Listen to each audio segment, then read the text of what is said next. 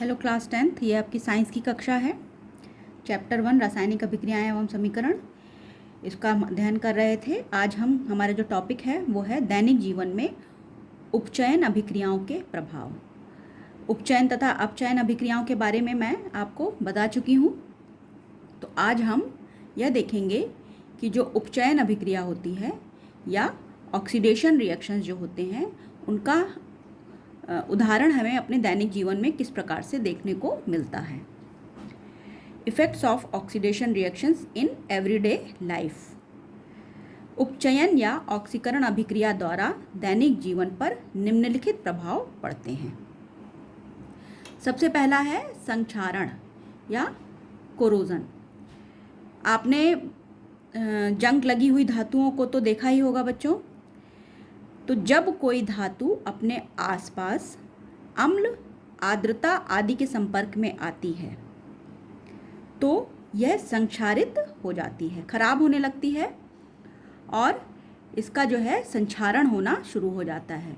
इस प्रक्रिया को ही संक्षारण या कोरोजन कहते हैं। जैसे कि लोहे पर जंग लगना, चांदी के ऊपर काली परत एवं तांबे के ऊपर हरी परत चढ़ना, ये सभी संक्षारण क्रिया के उदाहरण हैं जिसको आप अपने दैनिक जीवन में देख सकते हैं। दूसरा है उदाहरण विकृत गंधिता या रैंसिडिटी। जब किसी तेल या वसा युक्त खाद्य पदार्थ को हम काफ़ी दिनों के लिए छोड़ दें, रख दें, तो उसमें एक दुर्गंध आनी शुरू हो जाती है। तो उसमें क्या होता है, उसमें उपचयन की अभिक्रिया होने लगती है। तेल या वसायुक्त खाद्य पदार्थ क्या हो जाते हैं, उपचयित हो जाते हैं। तब ये विकृत गंधिता या रैंसिडिटी कहलाती है। तो इस प्रक्रिया को हम क्या कहेंगे, विकृत गंधिता या रैंसिडिटी कहते हैं। जब किसी तेल या वसायुक्त खाद्य पदार्थ को काफ़ी दिनों के लिए छोड़ दिया जाता है तो वो उपचयित हो जाते हैं, उनमें ऑक्सीडेशन की क्रिया होने लगती है और इसी को हम विकृत गंधिता या रैंसिडिटी कहते हैं। इस कारण इनकी गंध व स्वाद परिवर्तित हो जाते हैं। अब विकृत गंधिता को किस प्रकार से रोका जा सकता है, इन विधियों के बारे में हम चर्चा करेंगे।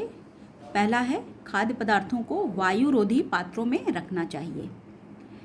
खाद्य पदार्थ जो हैं उनको इस तरह के पात्रों में रखें कि उनमें वायु या ऑक्सीजन ना जाए।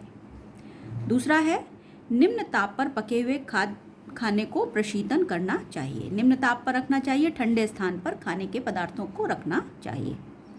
तीसरा है खाद्य पदार्थ जैसे कि आलू चिप्स इत्यादि की पैकिंग में ऑक्सीजन को हटाकर उसके स्थान पर नाइट्रोजन गैस भर देते हैं।